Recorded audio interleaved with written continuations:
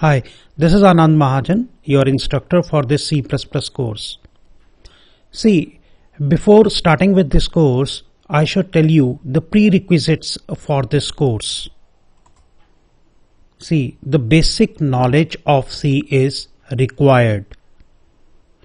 The different topics that you should be well versed in is data types in C, control structures, which constitutes if statement, switch case statement, all three types of loops, viz, while loop, do while loop, for loop. Okay, then you should have basic knowledge of arrays, single dimensional arrays as well as double dimensional arrays. Only basic knowledge is required.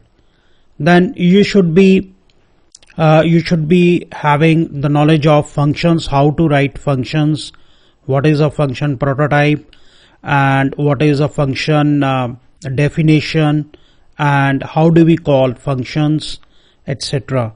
How do we pass arguments, how do we return values, etc. So this is a prerequisite as far as functions are concerned. You should also have basic knowledge of pointers.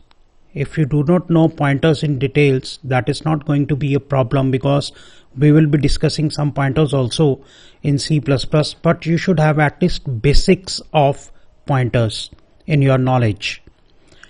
If you want to undergo C first, then I have got a very popular course on Udemy, the URL of which is this one. The name of the course is Programming in C, the complete course.